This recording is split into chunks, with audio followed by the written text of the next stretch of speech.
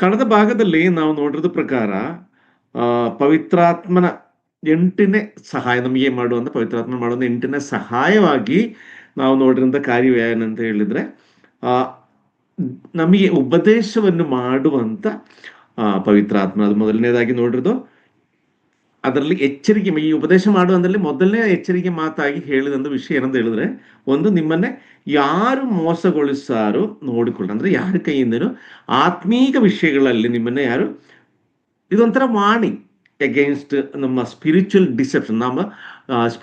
ನಮ್ಮ ಸ್ಪಿರಿಚುವಾಲಿಟಿಯಿಂದ, ನಮ್ಮ ದೇವರ ಕಡೆಯಿಂದ, ನಮ್ಮ ದೇವರ ವಾಕ್ಯದಿಂದ ನಮ್ಮನ್ನು ಯಾರನ್ನು ಅಗಲಿಸಬಾರದು, ದೂರ ಮಾಡಬಾರದು. ಆ ತರ ಮೋಸಗಳು ನಿಮ್ಮ ಜೀವನದಲ್ಲಿ ಆಗದಲ್ಲೇ ನೋಡ್ಕೊಳ್ಳಿ ಅಂತ ಹೇಳುವಂತ ಸಂಗತಿ.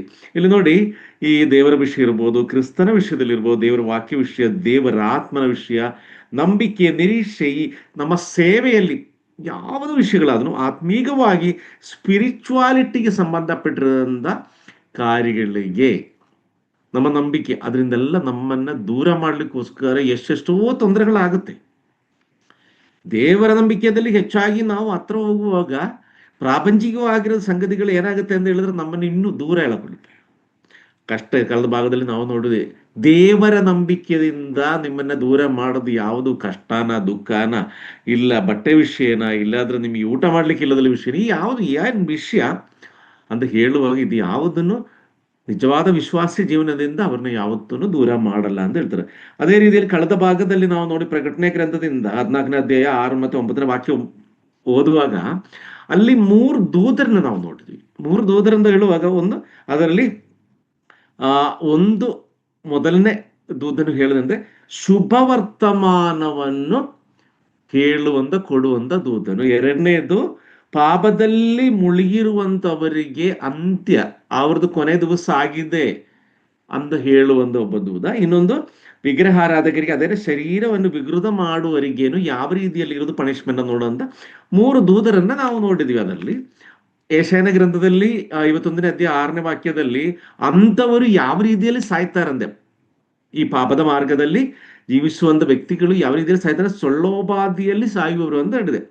ಮತ್ತಾಯನ ಬರೆದ ಸುವಾರ್ತೆ 10ನೇ ಅಧ್ಯಾಯದಲ್ಲಿ 27 ಮತ್ತು 28ನೇ ವಾಕ್ಯದಲ್ಲಿ ಏನಾಗಿದೆ, ಕತ್ತಲಿಂದ ನಾವು ಪ್ರಕಾಶಕ್ಕೆ, ಕತ್ತಲಿಂದ ಬಿಡುಗಡೆಯಾಗಿ ನಾವು ಪ್ರಕಾಶಕ್ಕೆ ಬರಬೇಕಾಗಿರೋದೊಂದು ಅಗತ್ಯ ಹೇಳುವಾಗ ರೋಮಾಪುರದ ಪತ್ರಿಕೆ 8ನೇ ಅಧ್ಯಾಯ 35ರಿಂದ 39ನೇ ವಾಕ್ಯ ನಾವು ನೋಡಿದ್ರೆ ಏನಂದ್ರೆ, ನಮ್ಮ ಕರ್ತನಾದ ಯೇಸು ಕ್ರಿಸ್ತನಲ್ಲಿ ತೋರಿ ಬಂದ ದೇವರ ಪ್ರೀತಿಯಿಂದ ನಮ್ಮನ್ನು ಯಾರು ಅಗಲಿಸಲಾರವೆಂದು ನನಗೆ ನಿಶ್ಚಯ ಉಂಟಂತ ಪೌಲನು ಹೇಳ್ತಾ ಇರೋ ವಿಷಯ. ಅಂದ್ರೆ ದೇವರ ಆತ್ಮನ ಪ್ರೇರಿತವಾಗಿ, ದೇವರ ಆತ್ಮನಿಂದ ದೇವರ ಇಚ್ಛಾನುಸಾರಿ ಜೀವಿಸುವಂತ ವ್ಯಕ್ತಿಗೆ ಯಾವ ಕಾರಣದಲ್ಲಿ ಯಾರು ಏನೇನು ಕಷ್ಟ, ದುಃಖ, ನೋವುಗಳು ಬಂದರೂ ಕೂಡ ದೇವರಿಂದ ಯಾವತ್ತೂ ದೂರ ಮಾಡಲಿಕ್ಕೆ ಸಾಧ್ಯ ಆಗಲ್ಲ.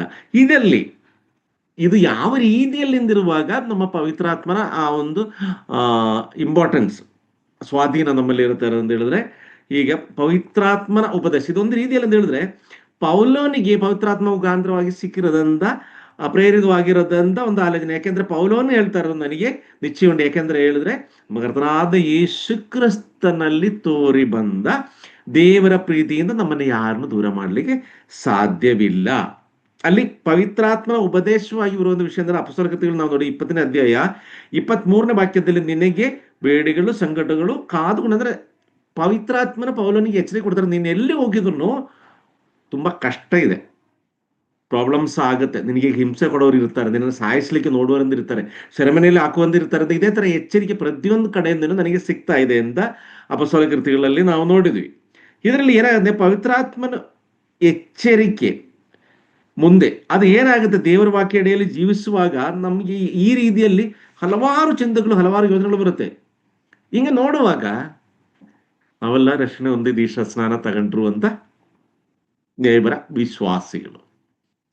ದೇವರ ಎರಡನೇ ಬರೋಣ, ಅರ್ಥನಾದ ಯೇಸು ಕ್ರಿಸ್ತನ ಎರಡನೇ ಬರೋಣಕ್ಕೋಸ್ಕರ ನಂಬಿಕೆಯಿಂದ ಕಾಯುವಂತ, ಬರೀ ನಂಬಿಕೆಯಿಂದ ಕಾಯುವಂತ ವ್ಯಕ್ತಿಗಳು ಅಷ್ಟೇ ಅಲ್ಲ, ನಮ್ಮನ್ನೇ ನಾವು ಸಿದ್ಧಪಡಿಸಿ ಕಾಯುವಂತ ವ್ಯಕ್ತಿಗಳು. ಇಲ್ಲಿ ನೋಡಿ ಅಪೊಸ್ತಲರ ಕೃತ್ಯಗಳಲ್ಲಿ 9ನೇ ಅಧ್ಯಾಯದಿಂದ ನಾವು 9ನೇ ಅಧ್ಯಾಯದಲ್ಲಿ 11ನೇ ವಾಕ್ಯ ನಾವು ನೋಡುವಾಗ ಅಲ್ಲಿ ಅಷ್ಟೆಲ್ಲ 14 ಪತ್ರಿಕೆಗಳು ಬರೆದಂಥ ಪೌಲನ ಆ ಚೇಂಜ್, ಪೌಲನ ಆ ರಕ್ಷಣೆ, ಪೌಲನ ದೀಕ್ಷಾ ಸ್ನಾನ, ಯಾವ ರೀತಿ ಈ ಪೌಲಂದು ಹಿಸ್ಟ್ರಿ ನಾನೇನು ಹೇಳಬೇಕಾಗಿಲ್ಲ, ನಿಮಗೆಲ್ಲರಿಗೂ ಸೌಲನಾಗಿರುವ ಸಂದರ್ಭದಲ್ಲಿ ಅವನು ಯಾರಾಗಿದ್ದೆ, ಏನಾಗಿದ್ದೆ, ಕ್ರಿಸ್ಟಿಯಾನಿಟಿಗೆ ಕ್ರೈಸ್ತರನ್ನು ತುಂಬ ವಿರೋಧ ಮಾಡಿ ಸಾಯಿಸಲಿಕ್ಕೇನು ಯಾರಂದಲ್ಲ, ಸಣ್ಣ ಮಕ್ಕಳಿಂದ ಹಿಡಿದ್ಬಿಟ್ಟು ಸ್ತ್ರೀಯರಿಂದ ಹಿಡಿದ್ಬಿಟ್ಟು ಎಲ್ಲರಿಗೇನು ಅಷ್ಟು ಕ್ರೂರವಾಗಿ ಅಂದ ರೀತಿಯಲ್ಲಿ ಅವರಿಗೆ ಶತ್ರುತ್ವವನ್ನು ತೋರಿಸುವಂಥ ವ್ಯಕ್ತಿಯಾಗಿದ್ದ. ಇಲ್ಲಿ ನೋಡಿ, ಡಮಾಸ್ಕಸ್ನಲ್ಲಿ ಅನನೀಯನೆಂಬ ಒಬ್ಬ ಶಿಷ್ಯನಿದ್ದನು. ಅಪೊಸ್ತಲ ಕೃತ್ಯಗಳು 9ನೇ ಅಧ್ಯಾಯ 11ನೇ ವಾಕ್ಯ, 11ನೇ ವಾಕ್ಯದಿಂದ 13ನೇ ವಾಕ್ಯ ತನಕ ಒಂಚೂರು ಓದ್ಕೊಳ್ಳೋಣ. ಕರ್ತನು ಅವನಿಗೆ, ನೀನೆದ್ದು ನೆಟ್ಟನೆ ಬೀದಿ ಎಂಬ ಬೀದಿಗೆ ಹೋಗಿ ಯೂದನ ಮನೆಯಲ್ಲಿ ತಾರ್ಸದ ಸೌಲನೆಂಬುವನನ್ನು ವಿಚಾರಿಸು. ಅವನು ಪ್ರಾರ್ಥನೆ ಮಾಡುತ್ತಾನೆ ಮತ್ತು ಅನನೀಯನೆಂಬ ಒಬ್ಬ ಮನುಷ್ಯನು ಒಳಗೆ ಬಂದು ತನಗೆ ತಿರುಗಿ ಕಣ್ಣು ಕಾಣುವಂತೆ ತನ್ನ ಮೇಲೆ ಕೈ ಇಡುವುದನ್ನು ನೋಡಿದ್ದಾನೆ ಎಂದು ಹೇಳಿದನು. ಅದಕ್ಕೆ ಅನನೀಯನು, ಕರ್ತನೇ, ಆ ಮನುಷ್ಯನು ಇಲ್ಲಿ 9ನೇ ಅಧ್ಯಾಯ 11ನೇ ವಾಕ್ಯದಲ್ಲಿ ಅದೊಂಚೂರು ಓದಿ. 9ನೇ ಅಧ್ಯಾಯ 11ನೇ ವಾಕ್ಯ. ಕರ್ತನು ಅವನಿಗೆ, ನೀನೆದ್ದು ನೆಟ್ಟನೆ ಬೀದಿ ಎಂಬ ಬೀದಿಗೆ ಹೋಗಿ ಯೂದನ ಮನೆಯಲ್ಲಿ ತಾರ್ಸದ ಸೌಲನೆಂಬುವನನ್ನು ವಿಚಾರಿಸು. ಅವನು ಪ್ರಾರ್ಥನೆ ಮಾಡುತ್ತಾನೆ. ಇಲ್ಲಿ ಹೇಳಲಿಕ್ಕೆ ಬಂದಿರೋದೊಂದು ಸಂಗತಿ ಏನಂತ ಹೇಳಿದ್ರೆ, ಇದು ಯಾರು ಹೇಳೋದು? ದೇವರು ಅನನೀಯನೊಬ್ಬನಿಗೆ ಒಂದು ದರ್ಶನವಾಗಿ ಅವನಿಗೆ ಕಾಣಿಸ್ಕೊಳ್ಳುವಂತ ಸಂಗತಿ ಏನಂತ ಹೇಳಿದ್ರೆ, ಅಲ್ಲಿ ಒಬ್ರು ಪ್ರಾರ್ಥನೆ ಮಾಡ್ತಾ ಇದ್ದಾರೆ. ಆ ಪ್ರಾರ್ಥನೆ ಕೇಳಿಸ್ಕೊಂಡು ಅದಕ್ಕೆ ಉತ್ತರ ಕೊಡುವಂತ ದೇವರು ಅನನೀಯನೇ ಹೇಳ್ತಾರೆ, ನೀನು ಹೋಗಿ ಏನ್ ಮಾಡ್ಬೇಕು ಹೇಳಿ, ಅವನಿಗೆ ನೀನು ಎದ್ದು ನೆಟ್ಟನೆ ಬೀದಿ ಎಂಬ ಬೀದಿಗೆ ಹೋಗಿ ಯೂದನ ಮನೆಯಲ್ಲಿ ತಾರ್ಸದ ಸೌಲನೆಂಬವನನ್ನು ವಿಚಾರಿಸು, ಅವನು ಪ್ರಾರ್ಥನೆ ಮಾಡ್ತಾ ಇದ್ದಾನೆ. ಪವಿತ್ರಾತ್ಮನು ನಮಗೆ ಕೊಡುವಂತ ಮೊದಲನೇ ಉಪದೇಶ ಅಂತ ಹೇಳಬಹುದು, ಪ್ರಾರ್ಥನೆ ಮಾಡಿ ಎಲ್ಲ ಸರಿಯಾಗುತ್ತೆ.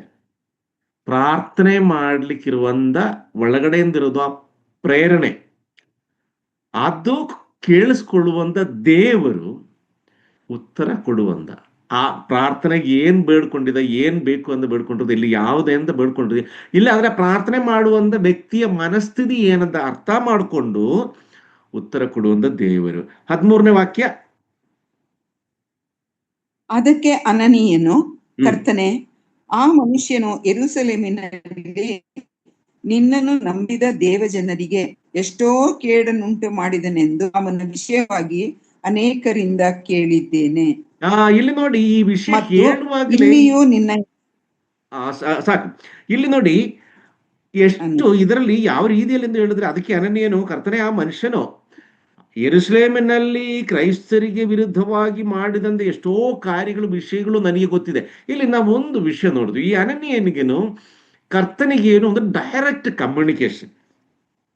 ನಾವು ನಮ್ಮಿಬ್ರು ಮಧ್ಯದಲ್ಲಿ ನಾವೇನಾದ್ರೂ ಮಾತಾಡ್ತಾ ಇದ್ರೆ, ಮನುಷ್ಯ ಮಧ್ಯದಲ್ಲಿ ಮಾತಾಡಿ ಹೆಂಗಿದೆ, ಅದೇ ರೀತಿಯಲ್ಲಿ ಒಂದು ಟು ಬಿ ಫ್ರಾಂಕಲ್ ಆಗಿ ಕಾಮನ್ ಆಗಿರುವಂತ ಹತ್ರದಲ್ಲಿರುವಂತ ಒಂದು ಕಮ್ಯುನಿಕೇಶನ್ ಅಲ್ಲಿ ನಡೀತಾ ಇದೆ. ಅಲ್ಲಿ ಹೇಳುವಂಥದ್ದು, ಈ ನಿನ್ನನ್ನು ನಂಬಿದ ಕರ್ತನೇ, ನಿನ್ನನ್ನು ನಂಬಿದ ದೇವ ಜನರಿಗೆ ಎಷ್ಟೋ ಕೇಡನ್ನು ಉಂಟು ಮಾಡಿದವನೆಂದು ಅವನ ವಿಷಯವಾಗಿ ಅನೇಕರಿಂದ ಕೇಳಿದ್ದೇನೆ. ಯಾಕಂದ್ರೆ ಇದು ಸಾಧಾರಣ ವ್ಯಕ್ತಿ ಅಲ್ಲ.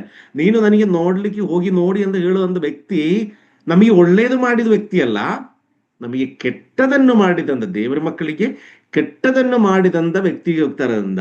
ಇಲ್ಲಿ ನೋಡಿ 15ನೇ ವಾಕ್ಯ.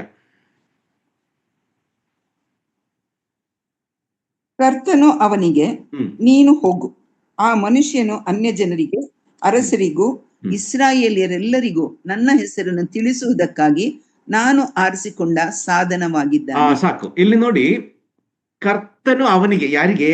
ಅನನೀಯನಿಗೆ ಹೇಳ್ತಾರಂದ್ರೆ, ನೀನು ಹೋಗು, ಆ ಮನುಷ್ಯನು, ಅಲ್ಲಿ 3 ವಿಷಯ ಹೇಳ್ತದೆ. ಒಂದು ಅನ್ಯ ಜನರಿಗೆ, ಇನ್ನೊಂದು ಅರಸುಗಳಿಗೆ. ಆ ಕಾಲದಲ್ಲಿ ಅನ್ಯರಿಗೆ ಅಂತ ಹೇಳುವಾಗಲೇ ಸ್ವಲ್ಪ ಎಡವಟ್ಟಾಗಿರೋದಂತ ಸಿಚುವೇಶನ್. ಅಂಥದ್ರಲ್ಲಿನು ಅರಸುಗಳಿಗೆ ಅಂತ ಹೇಳುವಾಗ ಅಲ್ಲಿ ಒಳಗಡೆ ಹೋಗ್ಲಿಕ್ಕೇನೆ ಎದುರ್ಕೊಂಡು, ಆ ಸಂದರ್ಭದಲ್ಲಿ ದೇವರು ಶಕ್ತಿ ಕೊಟ್ಟು, ಯಾವುದಂತ, ನಾನು ಆರಿಸಿಕೊಂಡ ಸಾಧನವಾಗಿದೆ. It's a tool, it's a instrument. ದೇವರಿಗೋಸ್ಕರ ಅರಸುಗಳಿಗೇನು, ಅನ್ಯ ಜನರಿಗೇನು, ಇಸ್ರೇಲಿಯರಿಗೇನು ಪ್ರಿಯರೇ, ಇಲ್ಲಿ ನೋಡಿ, ದೇವರದೊಂದು ಪೌಲೋನ ಸೆಲೆಕ್ಷನ್ ಅಂತ ಹೇಳಿದ್ರೆ ಎಕ್ಸಾಕ್ಟ್ಲಿ ಅದೊಂದು ಪ್ರೀ ಪ್ಲಾನ್. ಇವನು ಇದೇ ರೀತಿಯಲ್ಲಿ ಇದು ಮಾಡುವಾಗ ನನ್ನ ಜನರಿಗೆ, ನನ್ನ ಮಕ್ಕಳಿಗೆ ಇವನೆಷ್ಟು ನೋವು ಕೊಟ್ಟಿದ್ದಾನೆ, ಎಷ್ಟು ಹಿಂಸೆ ಕೊಟ್ಟಿದ್ದಾನೆ, ಅವನ ಕೈಯಲ್ಲಿನೇ ನನ್ನ ಹೆಸರಿನಲ್ಲಿ ನೀನು ಹೋಗ ಮಂಚ ಅನ್ಯ ಜನರಿಗೆ ಅರಸುಗಳಿಗೆ ನನ್ನ ಹೆಸರನ್ನು ತಿಳಿಸುವುದಕ್ಕಾಗಿ. ಸಾಧಾರಣ ವಿಷಯ ಅಲ್ಲ ಇದು. ತುಂಬಾ ದೊಡ್ಡ ಜವಾಬ್ದಾರಿ, ತುಂಬಾ ರಿಸ್ಕ್ ಇರುವಂತ ಜವಾಬ್ದಾರಿ. ಅದರಲ್ಲಿ ಇನ್ನೊಂದು ಕೊನೆಗೊಂದು ಸ್ಟೇಟ್ಮೆಂಟ್ ಕೊಡ್ತಾರೆ. ಇಷ್ಟೆಲ್ಲ ಈ 13ನೇ ವಾಕ್ಯದಲ್ಲಿ ನೀವು ಹೇಳಿದಕ್ಕೆ ಒಂದು ಸ್ಟೇಟ್ಮೆಂಟ್ ದೇವರು ಕೊಡ್ತಾರೆ. 16ನೇ ವಾಕ್ಯದಲ್ಲಿ 16ನೇ ವಾಕ್ಯ, ಅವನು ನನ್ನ ಹೆಸರಿನ ನಿಮಿತ್ತ ಎಷ್ಟು ಹಿಂಸೆ ಅನುಭವಿಸಬೇಕೆಂಬುದನ್ನು ನಾನೇ ಅವನಿಗೆ ತೋರಿಸುವೆನು ಎಂದು ಹೇಳಿದನು. ನೋಡಿ, ಇಲ್ಲಿ ಪ್ರತಿಯೊಂದು ಈಗ ದೇವರು ವಿರುದ್ಧವಾಗಿರೋದ್ರಿಂದ ವಿಜಾತಿರಿಗಾಗಲಿ ಸಜಾತಿರಿಗಾಗಲಿ ಎಲ್ಲವರಿಗೇನು ದೇವರ ಹೆಸರನ್ನು ದೂಷಿಸುವಂತ ವ್ಯಕ್ತಿಗಳಿಗೆ, ದೇವರ ಮಕ್ಕಳನ್ನ ದೂಷಿಸುವಂತ ವ್ಯಕ್ತಿಗಳಿಗೆ, ದೇವರನ್ನು ವಿರುದ್ಧವಾಗಿ, ದೇವರ ಕಾರ್ಯಕ್ಕೆ ವಿರುದ್ಧವಾಗಿ ನಡೆಯುವಂತ ವ್ಯಕ್ತಿಗಳನ್ನೇ ಎಲ್ಲರಿಗೇನು ದೇವರು ಏನಿಟ್ಟಿದೆ ನೋಡಿ. ಇಲ್ಲಿ ಏನಂತ ಹೇಳಿದ್ರದು, ನನ್ನ ಹೆಸರಿನ ನಿಮಿತ್ತ ಎಷ್ಟು ಹಿಂಸೆಯನ್ನು, ಯಾವ ಹೆಸರಲ್ಲಿ ಇರುವಂತ ಮಕ್ಕಳನ್ನ ಯಾವ ಹೆಸರನ್ನ ನಿಂದೆ ಮಾಡಿದೆ, ಹಿಂಸೆ ಮಾಡಿದೆ, ಅದೇ ಹೆಸರನ್ನು ಅನುಭವಿಸಬೇಕೆಂಬುದನ್ನು ನಾನೇ ಅವನಿಗೆ ತೋರಿಸುವನ್ನು ಹೇಳಿದನಂದ್ರೆ, ದೇವರ ವಾಕ್ಯ ಇಲ್ಲಾಂದ್ರೆ ದೇವರ ಹೆಸರು ಅಂತ ಹೇಳುವಾಗ ಸಾಧಾರಣ ಆಗಿರೋ ಒಂದು ಕಾರ್ಯ ಅಲ್ಲ. ನಾವು ದೇವರ ವಾಕ್ಯ ಹಿಡ್ಕೊಂಡು ಇಲ್ಲಾಂದ್ರೆ ದೇವರ ಭಕ್ತರಾಗಿ ರಕ್ಷಣೆ ಒಂದು ವಿಶ್ವಾಸನಾಗಿ ಅದು ಯೇಸು ಕ್ರಿಸ್ತನಲ್ಲಿ ನಂಬಿಕೆ ಇಡುವಂತ, ಪವಿತ್ರಾತ್ಮನ ಕೊಟ್ಟಂತ ಆ ದೇವರ ಮೇಲೆ ನಿರೀಕ್ಷೆಯನ್ನು ಇಟ್ಟಿರೋದಂದು ನಾವು ಮಾತಾಡುವಂತ ಪ್ರತಿಯೊಂದು ಕಾರ್ಯಗಳು, ಯೋಜನೆ ಮಾಡುವಂತ ಪ್ರತಿಯೊಂದು ಕಾರ್ಯಗಳನ್ನು ತಿಳಿದಿರುವ ದೇವರು. ಅದಕ್ಕೆ ಒಬ್ರೊಬ್ರು ದೇವರ ವಾಕ್ಯದ ಅಡಿಯಲ್ಲಿ ನಿಂತ್ಕೊಂಡು ಪ್ರಾಪಂಚಿಕವಾಗಿರುವ ಮಾಡುವಂತ ಪ್ರತಿಯೊಂದು ಕಾರ್ಯಗಳಲ್ಲಿನೂ ಎಚ್ಚರಿಕೆ ಇರಬೇಕು.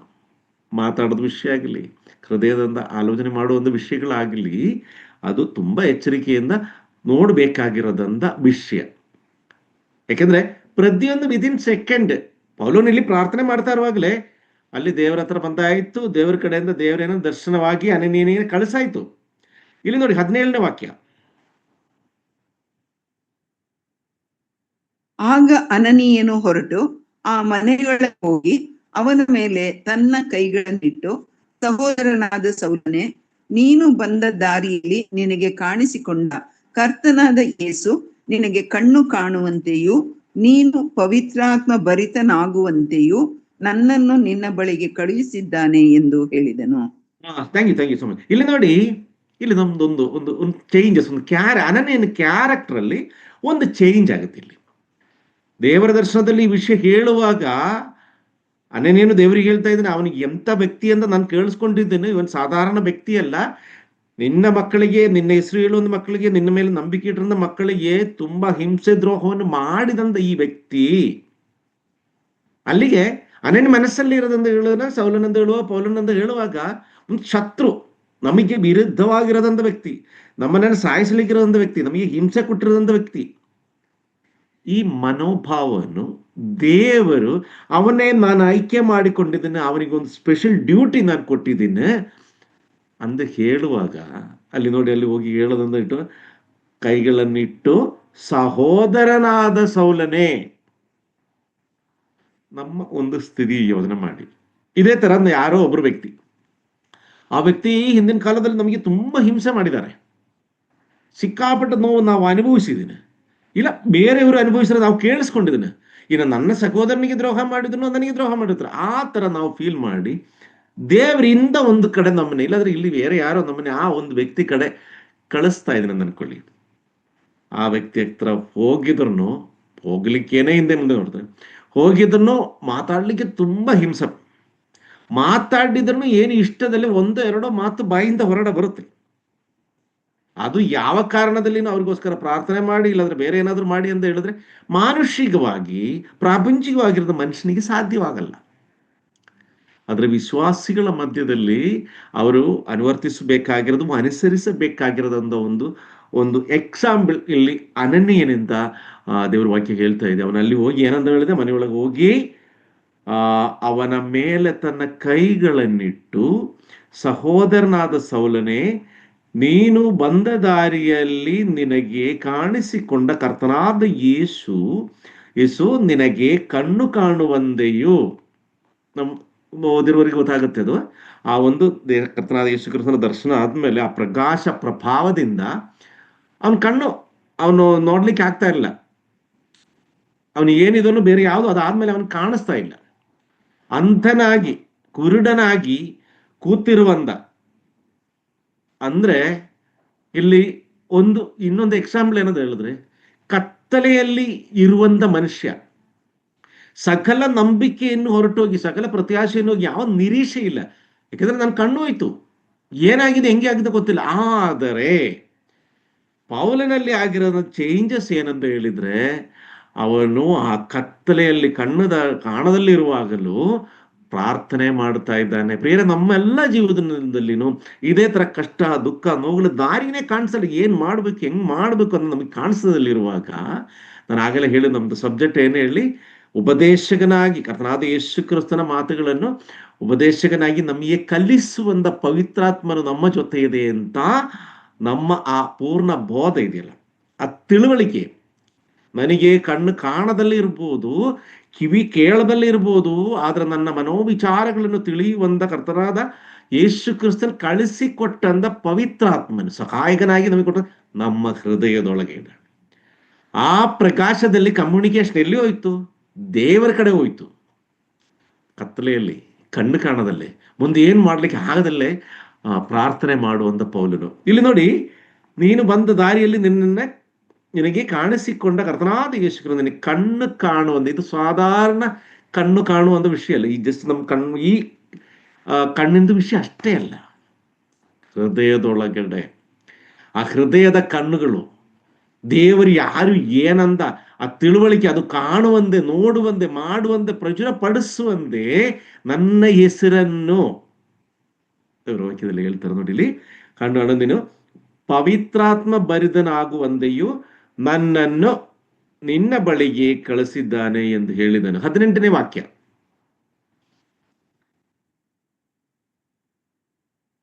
ಕೂಡಲೇ ಅವನ ಕಣ್ಣುಗಳಿಂದ ಪರೆಗಳಂತೆ ಏನೋ ಬಿದ್ದು ಅವನ ಕಣ್ಣು ಕಾಣಿಸಿದವು.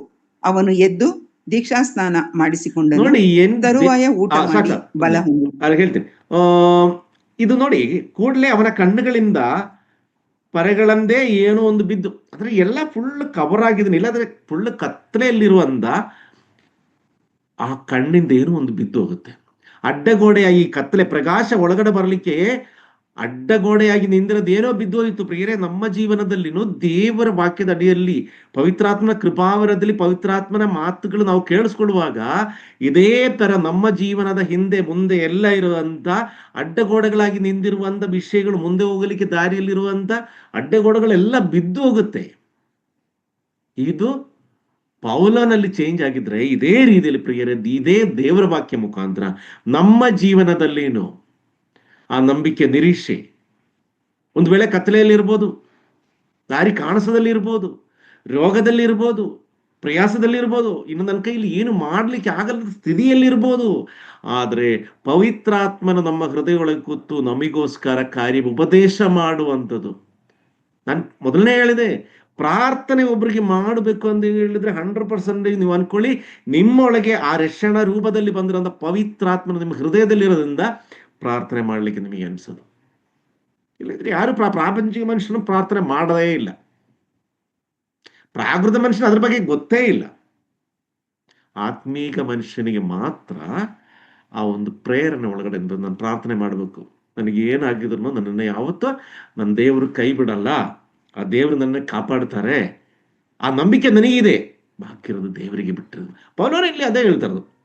ಕಾಣಿಸ್ತಾ ಇರಲಿ, ಏನೂ ಇರಲಿಲ್ಲ, ಆದ್ರೆ ಪೌಲಿಗೋಸ್ಕರ ದೇವರು ಇನ್ನೊಬ್ಬರನ್ನ ಅಲ್ಲಿ ಕಳಿಸಿದ್ದಾರೆ. ಇಲ್ಲಿ ನೋಡಿ, ಅದು ಕೂಡಲೇ ಕಣ್ಣುಗಳಿಂದ ಬರೆಗಳಿಂದ ಏನೋ ಬಿದ್ದು ಅವನು ಕಣ್ಣು ಕಾಣಿಸ್ತು, ಅವನು ಎದ್ದು ದೀಕ್ಷಾ ಸ್ನಾನ ಮಾಡಿಸಿಕೊಂಡನು. ಅಪೊಸ್ತಲ ಕೃತ್ಯಗಳು 10ನೇ ಅಧ್ಯಾಯ 43 ಮತ್ತೆ 44. ಇಲ್ಲಿ ಪೇತ್ರನಿಗೆ ಆಗಿರೋದಂತ ಒಂದು ಘಟನೆ ಪವಿತ್ರಾತ್ಮನ ವಿಷಯದಲ್ಲಿ. 10ನೇ ಅಧ್ಯಾಯ 43-44. ಆತನಲ್ಲಿ ನಂಬಿಕೆ ಇರುವ ಪ್ರತಿಯೊಬ್ಬನು ಆತನ ಹೆಸರಿನ ಮೂಲಕವಾಗಿ ಪಾಪ ಪರಿಹಾರವನ್ನು ಹೊಂದುವನೆಂದು ಆತನ ವಿಷಯದಲ್ಲಿ ಪ್ರವಾದಿಗಳೆಲ್ಲರೂ ಸಾಕ್ಷಿ ಹೇಳಿದ್ದಾರೆ ಅಂದನು. ಪೇತ್ರನು ಈ ಮಾತುಗಳನ್ನು ಇನ್ನೂ ಹೇಳುತ್ತಿರುವಾಗ ಅವನ ವಾಕ್ಯವನ್ನು ಕೇಳಿದವರೆಲ್ಲರ ಮೇಲೆ ಪವಿತ್ರಾತ್ಮ ವರವು ಇತ್ತು. ಸಾಕು ಥ್ಯಾಂಕ್ ಯು. ಇಲ್ಲಿ ಏನಾಗ್ತಾ ಇದೆ ಅಂತ ಈಗ ನಿಮಗೆ ಗೊತ್ತು. ಕೊರ್ನೆಲಿಯಸನ ಮನೆಗೆ ಹೋಗುವಾಗ ಅಲ್ಲಿ ಇರುವಂತ ಆತನಲ್ಲಿ ನಂಬಿಕೆ ಇಡುವ ಪ್ರತಿಯೊಬ್ಬನು ಆತನ ಹೆಸರಿನ ಮೂಲಕವಾಗಿ ಪಾಪ ಪರಿಹಾರವನ್ನು ಹೊಂದುವನೆಂದು ಆತನ ವಿಷಯದಲ್ಲಿ ಪ್ರವಾದಿಗಳೆಲ್ಲರನ್ನು ಸಾಕ್ಷಿ ಹೇಳಿದ್ದಾರೆ ಅಂತ ಹೇಳಿದ ಕೂಡ್ಲೇನೆ, ಈ ತರ ಪ್ರಸಂಗ ಮಾಡ್ಲಿಕ್ಕೆ ಶುರು ಮಾಡಿದ ಕೂಡ್ಲೇನೆ, ಪ್ರಿಯರೇ ನೋಡಿ, ದೇವರ ವಾಕ್ಯ ಇಲ್ಲಾದ್ರೆ ದೇವರ ಆ ಒಂದು ಮಾತುಗಳನ್ನು ಕೇಳಿಸ್ಕೊಳ್ಳೋದು, ದೇವರ ವಾಕ್ಯ ಓದೋದೆಲ್ಲ ಇದೆಯಲ್ಲ, ನಮ್ಮ ಮನಸ್ಥಿತಿಯನ್ನು, ನಮ್ಮ ಹೃದಯ ವಿಚಾರಗಳನ್ನು ದೇವರ ಜೊತೆ ಕಮ್ಯುನಿಕೇಟ್ ಆಗ್ತಾ ಇರೋದು. ಯಾವ ರೀತಿಯಲ್ಲಿ ನಮಗೆ ಹೇಗೆ ಇಲ್ಲಿ ನೋಡಿ, ಪಾಪ ಪರಿಹಾರ ಒಂದು ಹೇಳಿದ ಕೂಡಲೇ 44ನೇ ವಾಕ್ಯದಲ್ಲಿ ಪೇತ್ರನು ಈ ಮಾತುಗಳನ್ನು ಇನ್ನು ಹೇಳುತ್ತಿರುವಾಗ, ಶುರು ಮಾಡಿದಷ್ಟೇ, ಆದ್ರೆ ಮೇಲ್ಗಡೆ ಹೇಳಿದ ಮಾತಿನ ವ್ಯಾಲ್ಯೂ ಇದೆಯಲ್ಲ, ಆ ಮೂಲ್ಯದಿಂದ ಏನಾಗಿದೆ, ಅವನ ವಾಕ್ಯವನ್ನು ಹೇಳಿದವರೆಲ್ಲರ ಮೇಲೆ ಪವಿತ್ರಾತ್ಮನು ಇಳಿಯಿತು. ನೋಡಿ ಎಷ್ಟು ದೇವರು ಆ ಪವಿತ್ರಾತ್ಮನ ಶಕ್ತಿಯನ್ನು, ಆ ಪವಿತ್ರಾತ್ಮನ ಕೃಪಾವರವನ್ನು ಎಷ್ಟು ಹೆಚ್ಚಾಗಿ ಅವರಿಗೆ ರಕ್ಷಣೆ ಆಗಿರೋದು. ಆ ಸಂದರ್ಭದಲ್ಲಿ ಅವ್ರ ಹೃದಯದಲ್ಲಿ ಅವ್ರ ಮೇಲೆ ಪವಿತ್ರಾತ್ಮ ಬಂದು ಹೇಳೋದು ರಕ್ಷಣೆ ಆಗಿದೆ ಅವ್ರ ಜೀವನದಲ್ಲಿ. ಆ ಹಳೆ ಕತ್ತಲೆಯಿಂದ ಬೆಳಕಿಗೆ ಬಂದಾಯ್ತವರು. ಇಲ್ಲಿ ನೋಡಿ, ಅದೇ ರೀತಿಯಲ್ಲಿ 11ನೇ ಅಧ್ಯಾಯ 15ನೇ ವಾಕ್ಯ, ನಾನು ಮಾತಾಡುವುದಕ್ಕೆ ಪ್ರಾರಂಭಿಸಿದಾಗ ಪವಿತ್ರ ವರವು ಮೊದಲು ನಮ್ಮ ಮೇಲೆ ಇಳಿದಂತೆ ಅವರ ಮೇಲೆಯೂ ಇಳಿಯಿತು. Thank you. ಇಲ್ಲಿ ಮೊದಲನೇ ನಮ್ಮ ಮೇಲೆ ಹೆಂಗ್ ಬಂದಿರೋದು? ರಾಧೆ ಯೇಸು ಕ್ರಿಸ್ತನ ಹೋಗೋ, ನೀವು ಯೆರೂಸಲೇಮ್ ಬಿಟ್ಟು ಎಲ್ಲಿ ಹೋಗಬಾರದು, ಪವಿತ್ರ ಆತ್ಮ ಕಳಿಸ್ಕೊಡೋ ತನಕ ನೀವು ಎಲ್ಲಿ ಹೋಗಬಾರದು ಅಂತ ಹೇಳಿರುವ ಆ ಸಂದರ್ಭದಲ್ಲಿ ಫಸ್ಟ್ ಅಪೊಸ್ತಲರಿಗೆ ಯಾವ ರೀತಿಯಲ್ಲಿ ಪವಿತ್ರಾತ್ಮ, ಅದೇ ರೀತಿಯಲ್ಲಿ ನಾನು ಮಾತಾಡುವುದಕ್ಕೆ ಪ್ರಾರಂಭಿಸಿದಾಗ ಪವಿತ್ರಾತ್ಮ ವರವು ಮೊದಲು ನಮ್ಮ ಮೇಲೆ ಯಾವ ರೀತಿಯಲ್ಲಿ ಬಂದಿದೆಯೋ ಅದೇ ರೀತಿಯಲ್ಲಿ ಅವರ ಮೇಲೇನು ಇಳಿಯಿತು ಅಂತ. ಪ್ರಿಯರೇ ನೋಡಿ, ಎಷ್ಟು ಸುಂದರವಾಗಿರೋದಂತ ನಮ್ಮ ದೇವರ ಪ್ರೀತಿ ನಮ್ಗೆ ಇಷ್ಟೇ ಇರೋದು. ನಮಗೆಲ್ಲ ಹೊಟ್ಟೆ ಹಸುವಾಗುತ್ತೆ. ಯಾಕೆ ಹೇಳಿ? ಹೊಟ್ಟೆ ಹಸು ಅಂದ್ರೆ ನಮಗೆ ಆರೋಗ್ಯಕ್ಕೆ ದೇಹಕ್ಕೆ ಬೇಕಾಗಿರೋದ್ರಿಂದ ಆರೋಗ್ಯವನ್ನು ಬೇಕು ಅಂತ ಹೇಳಿದ್ರೆ ಬೇಕಾದಷ್ಟು ಆಹಾರವನ್ನು ನಾವು ತಗೊಳ್ಬೇಕು. ಆ ಆಹಾರ ತಗೊಂಡ್ರೆ ಮಾತ್ರ ನಮ್ಗೆ ಡೇ ಟು ಡೇ ನಮಗೆ ಬರುವಂತ ಕೆಲಸಗಳು ಮಾಡ್ಲಿಕ್ಕೆ, ಅಡಿಗೆ ಕೆಲಸ ಇರ್ಬೋದು, ಬೇರೆ ಕೆಲಸ ಇರ್ಬೋದು, ಯಾವ್ದಾದ್ರು ಬೆಡ್ಡಿಂದ ಎದ್ದು ಆಚೆ ಬರ್ಲಿಕ್ಕೂ ನಮಗೆ ಈ ಶಕ್ತಿಯನ್ನು ಬೇಕು. ಈ ಆಹಾರವನ್ನು ದೈಹಿಕವಾಗಿರೋದು ಬೆಳಕೋಸ್ಕರ ನಾವು ತಿನ್ನೋದಾದ್ರೆ, ಇಲ್ಲಿ ಹೇಳುವಂತ ವಿಷಯ ಏನಂತ ಹೇಳಿದ್ರೆ, ಈ ಆತ್ಮೀಕವಾಗಿರೋದಂತ ಈ ಆಹಾರ ಅದು ಪವಿತ್ರಾತ್ಮನ ಕೃಪಾವರದಿಂದ ನಮ್ಮೊಳಗೆ ತುಂಬಬೇಕು. ಪವಿತ್ರಾತ್ಮನ ನಮ್ಮಲ್ಲಿ ಬಂದಾಯ್ತು. ಪವಿತ್ರಾತ್ಮನ ನಮ್ಮಲ್ಲಿ ಬಂದಾದ್ಮೇಲೆ ಪವಿತ್ರಾತ್ಮನ ನಮ್ಮಲ್ಲಿ ಕಾರ್ಯ ಮಾಡಬೇಕು ಅಂತ ಹೇಳಿ ಆತ್ಮನ ಬೇಕಾಗಿರೋದಂತ ಕಾರ್ಯಗಳು, ಆಲೋಚನೆಗಳು, ಚಿಂತನೆಗಳು ಅದು ನಮ್ಮಿಂದ ಆಗ್ಬೇಕು. ಇಲ್ಲಿ ಒಂದು ವಿಷಯ ಏನಂತ ಹೇಳಿದ್ರೆ, ಈ ಪವಿತ್ರಾತ್ಮನ ಇವರಿಗೆ ಕೊಡುವಾಗ ಅಲ್ಲಿ ಒಂದು ಘಟನೆ ಆಗಿದೆ. ಏನಂತ ಹೇಳಿದ್ರೆ, ನಾನು ಹೇಳಿದೆ ರಕ್ಷಣೆ ಆಯ್ತು ಅವರಿಗೆ ಅಂತ. ಈ ರಕ್ಷಣೆ ಆಗಿರೋ ಸಂದರ್ಭದಲ್ಲಿ ಪವಿತ್ರಾತ್ಮನ ಅವರಲ್ಲಿ ಬಂದಾಯ್ತು. ಹಂಗಾದ್ರೆ ಈ ಪವಿತ್ರಾತ್ಮನ ಯಾವ ರೀತಿಯಲ್ಲಿ ಇವರಿಗೆ ಈ ರಕ್ಷಣಾ ಮಾರ್ಗದಲ್ಲಿ ಇವರಿಗೆ ಸಿಕ್ಕಿರೋದಂತ ಹೇಳಿದ್ರೆ, ಯಾವ ಯೋಗ್ಯತೆಯನ್ನು ನೋಡಿ ಇವರಿಗೆ ಪವಿತ್ರಾತ್ಮನ್ ಸಿಕ್ತು. ಇಲ್ಲಿ ವಿಜಾತಿಯರು ಸಜಾತಿಯರು ಅಂತ ಏನಿಲ್ಲ. ಅದೇ ಅಪೊಸ್ತಲ ಕೃತ್ಯಗಳು 15ನೇ ಅಧ್ಯಾಯ 8ನೇ ವಾಕ್ಯ.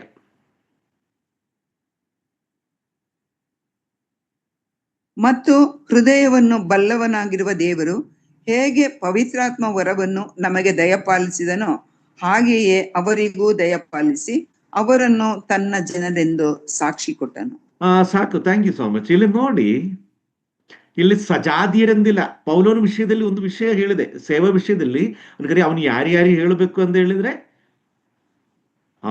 ಅವರು ಯಾರ್ಯಾರಿಗೆ ಪೌಲನು ತಿಳಿಸ್ಬೇಕು ಅಂತ ಹೇಳಿದ್ರೆ ಅದು ಯಾರ್ಯಾರಿಗೆ? ಅನ್ಯ ಜನರಿಗೆ, ಅನ್ಯ ಜನಾಂಗ, ಅನ್ಯ ಜಾತಿ.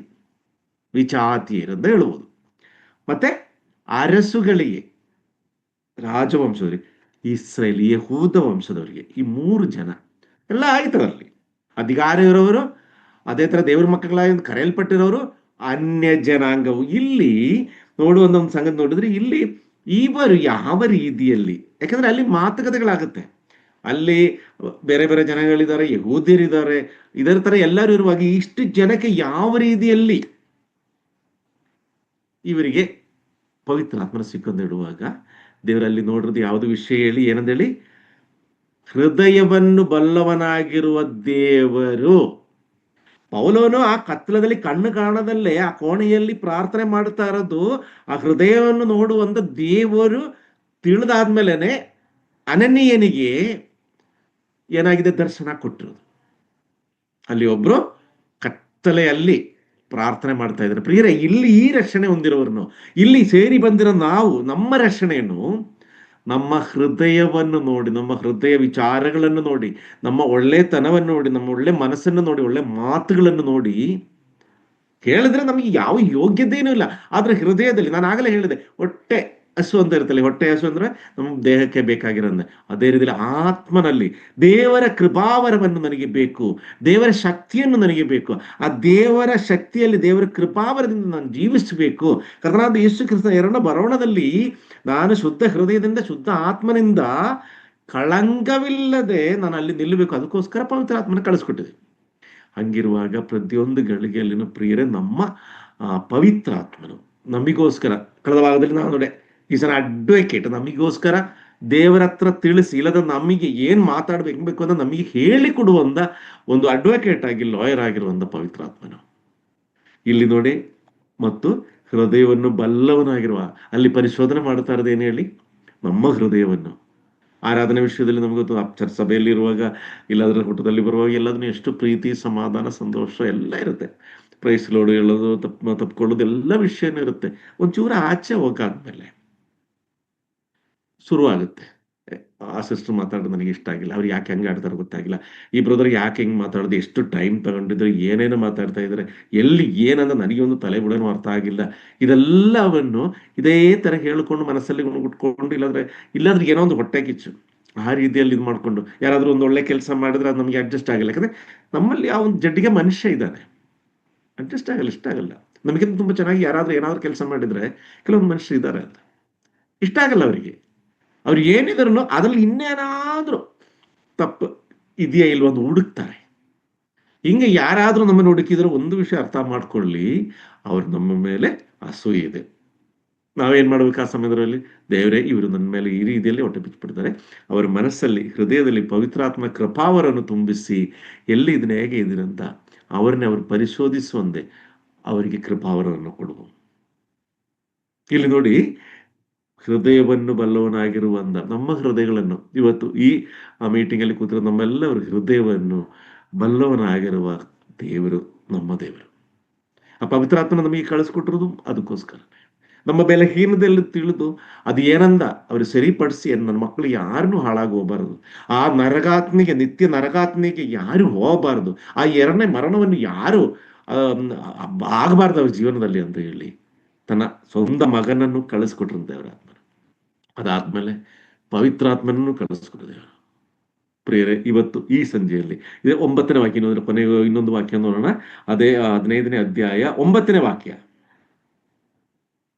ಇದಲ್ಲದೆ ಆತನು ನಮಗೂ ಅವರಿಗೂ ಏನೂ ಭೇದ ಮಾಡದೆ ಅವರ ಹೃದಯಗಳನ್ನು ನಂಬಿಕೆಯ ಮೂಲಕವಾಗಿ ಶುದ್ಧೀಕರಿಸಿದನು. ನಂಬಿಕೆ ಮೂಲಕವಾಗಿ ಅವರ ಹೃದಯದಲ್ಲಿ, ಪೇತ್ರನಲ್ಲಿ ಮಾತಾಡ್ತಾರ ಸಂದರ್ಭದಲ್ಲಿನೇ ದೇವರ ವಾಕ್ಯ ಕೇಳಿಸ್ಕೊಳ್ಳುವಾಗ ಆ ದೇವರಲ್ಲಿ ನಂಬಿಕೆ ನಿಷ್ಕಪಟವಾಗಿರೋದ್ರಿಂದ, ಯಾವ ರೀತಿಯಲ್ಲಿ ಕಳಂಕವಿಲ್ಲದ ನಂಬಿಕೆ, ಆ ದೇವರ ಮೇಲೆ ಅವರ ನಂಬಿಕೆ ಕ್ಲಿಯರ್ ಆಗಿದೆ, ಚೆನ್ನಾಗಿದೆ, ಒಳ್ಳೆಯ ನಂಬಿಕೆಯೇ, ಅದರಲ್ಲಿ ಯಾವ ಕಳಂಕನೂ ಇಲ್ಲ, ಕನ್ವರ್ಷನ್ ಕಪಟ ಇಲ್ಲ ಅಂತ ಅರ್ಥ ಮಾಡಿಕೊಂಡು ಅಂತ ದೇವರು. ಅದೇ ಹೇಳಿದ್ರು, ಹೃದಯವನ್ನು ಬಲ್ಲವನಾಗಿರೋ ದೇವರು ಏನಂದ, ನಮಗೇನು ಅವರಿಗೇನು, ಅವರಿಗೆ ಅಂತ ಹೇಳುವಾಗ ಈ ಅನ್ಯ ಮತಸ್ಥರಿಗೇನು, ಇಲ್ಲಾಂದ್ರೆ ಅನ್ಯ ಜನಾಂಗ, ಇಲ್ಲಾಂದ್ರೆ ವಿಜಾತಿಯರಿಗೇನು ಏನು ಭೇದ ಮಾಡದೆ ಅವರ ಹೃದಯಗಳನ್ನು ನಂಬಿಕೆಯ ಮೂಲಕವಾಗಿ, ಅವರ ನಂಬಿಕೆಯನ್ನು ನೋಡಿ, ದೇವರ ಮೇಲೆ ಇರೋ ಒಂದು ನಂಬಿಕೆಯನ್ನು ನೋಡಿ ಮೂಲಕವಾಗಿ ಅವ್ರನ್ನೇ ಏನ್ ಮಾಡಿದೆ, ಶುದ್ಧೀಕರಿಸಿದನು. ಪ್ರಿಯರೇ, ನಮ್ಮ ಮುಂದಿನ ಜೀವನದಲ್ಲಿ ನಾವು ಮಾಡುವಂಥ ಪ್ರತಿಯೊಂದು ಕಾರ್ಯಗಳಲ್ಲಿನೂ ನಮ್ಮ ಆಲೋಚನೆಗಳು, ನಮ್ಮ ಹೃದಯ ಶುದ್ಧಿಯನ್ನು, ಇದಕ್ಕಿಂತ ಮುಂಚೆ ನಾನು ಹೇಳಿದನ, ನಾವು ತಿನ್ನುತ್ತಾ ಇರೋದು ಯಾವುದೋ ಒಂದು ವಸ್ತುಗಳಿಂದ ಇಲ್ಲದ್ರೆ ಹಾಕಿರೋದ್ರಿಂದನೋ ಅಶುದ್ಧವಾಗಲ್ಲ ನಮ್ಮ ಶರೀರ. ನಮ್ಮ ಹೃದಯ ಆಲೋಚನೆಗಳಿಂದ ಬರುವಂಥ, ಬಾಯಿಂದ ಹೊರಗಡೆ ಬರುವಂಥ ಮಾತುಗಳು, ಹೊಟ್ಟೆ ಕಿಚ್ಚಿನ ಮಾತುಗಳು, ನಾನು ಹೇಳೋದಿಲ್ಲ, ಹೊಟ್ಟೆ ಕಿಚ್ಚಿದೆ ಇದರ ಗುಣಗುಟ್ಟದಂಥ ಕಾರ್ಯಗಳು, ಅಸಂತೃಪ್ತಿ, ಎಲ್ಲದಲ್ಲಿನೂ ಒಂದು ಒಂಥರ ತೃಪ್ತಿ ಆಗಲ್ಲ ಮನುಷ್ಯನಿಗೆ, ಯಾವತ್ತೂ ತೃಪ್ತಿ ಆಗಲ್ಲ ಅಂಥವ್ರು ಇರ್ತಾರೆ. ಆ ಥರ ಏನಾದರೂ ಕೊರತೆಗಳು ನಮ್ಮಲ್ಲಿ ಇರಿದ್ರೆ, ಬೇರೆಯವ್ರ ಮೇಲೆ ಹೊಟ್ಟೆ ಕಿಚ್ಚು ಪಡೋದು, ಇಲ್ಲಾಂದರೆ ಗುಣಗುಟ್ಟೋದು, ಸಿಟ್ಟು ಮಾಡ್ಕೊಳ್ಳೋದು, ಜಗಳ ಮಾಡ್ಕೊಳ್ಳೋದು, ಕೋಪ ಮಾಡ್ಕೊಳ್ಳೋದು, ಇದರಲ್ಲಿ ತಾಳ್ಮೆ ಇಲ್ಲದಲ್ಲಿ ಇರೋದು, ದೀನ ಮನೋಭಾವ ಇಲ್ಲದು, ಇದೆಲ್ಲದನ್ನು ದೇವರ ಆತ್ಮನಿಗೆ ವಿರುದ್ಧವಾಗಿರೋದಂಥ ಕಾರ್ಯಗಳು, ದೇವರಿಗೆ ವಿರುದ್ಧವಾಗಿರೋದಂಥ ಕಾರ್ಯಗಳು. ಅಂದ ಕಡೆ ಪವಿತ್ರಾತ್ಮನ ಕೃಪಾವರ ದೇವರು ನಿಜವಾಗಲೂ ಕೊಡಲ್ಲ. ಅವರು ಜಡ್ಡಿಗೆ ಮನುಷ್ಯರಾಗಿ, ಪ್ರಾಪಂಚಿಕ ಮನುಷ್ಯರಾಗಿ ಇಲ್ಲಿನೇ ಹುಟ್ಟಿ ಪ್ರಾಪಂಚಿಕವಾಗಿ ರೀತಿಯಲ್ಲಿನೇ ಎರಡನೇ ಮರಣವನ್ನು ಅಪ್ಪಿ ನಿತ್ಯ ನರಕಾಗ್ನಿ ಹೋಗ್ತಾರೆ. ಅದರ ಪ್ರಿಯರೇ, ದೇವರ ವಾಕ್ಯ ಸಿಕ್ಕಿರೋದು ನಮಗೆ, ಕರ್ತನಾದ ಯೇಸು ಕ್ರಿಸ್ತನು ಸಿಕ್ಕಿರೋದು ನಮಗೆ, ಆ ದೇವರ ವಾಕ್ಯವನ್ನು ದೇವರ ಆತ್ಮನು ಸಿಕ್ಕಿರೋದು ನಮಗೆ. ಅದು ತಿಳಿದವರಾಗಿ ಮುಂದಿನ ದಿವಸಗಳಲ್ಲಿ, ದೇವರೇ ನನ್ನ ಚಿತ್ತವನ್ನು ನಿನಗೋಸ್ಕರ ನಿರ್ಮಲವಾಗಿ, ನನ್ನ ಹೃದಯವನ್ನು ನಿರ್ಮಲವಾಗಿರೋದು, ಕೀರ್ತನಗಾರನ ಹೇಳ್ತಾರೆ, ನಿರ್ಮಲವಾಗಿರೋದು ಒಂದು ಹೃದಯ ನನಗೆ ಕೊಡಿ. ನನ್ನಲ್ಲಿರೋಂಥ ಪವಿತ್ರಾತ್ಮನಿಗೆ ಯಾವತ್ತೂ ನೀನು ತೆಗೆಯಲಿಕ್ಕೆ ಹೋಗಬೇಡಿ. ನಾನು ಏನೇನೋ ಕೆಟ್ಟದ್ದು ಯೋಜನೆ ಮಾಡಿರ್ಬೋದು, ಏನೇನೋ ಚಿಂತೆ ಮಾಡಿರ್ಬೋದು, ಮನಸ್ಸಲ್ಲಿ ಇನ್ನೂ ಏನೇನೋ ಆಲೋಚನೆಗಳು ಮಾಡಿ ಹೃದಯದಲ್ಲಿ ಪಾಪ ಮಾಡಿರ್ಬೋದು, ಆದರೆ ಅದೆಲ್ಲ ಒಂದು ನಿರ್ಮಲವಾಗಿ, ಯಾವುದು ಕಲ್ಮಶ ಇಲ್ಲದ್ರೆ ಹೃದಯ ನನಗೆ ಕೊಡು ದೇವರೇ. ಅದೇ ರೀತಿಯಲ್ಲಿ ಆ ಪವಿತ್ರಾತ್ಮನ ನನ್ನ ದೂರ ಮಾಡಬೇಡಿ ಅಂತ ಪ್ರಾರ್ಥಿಸುತ್ತಾ ಈ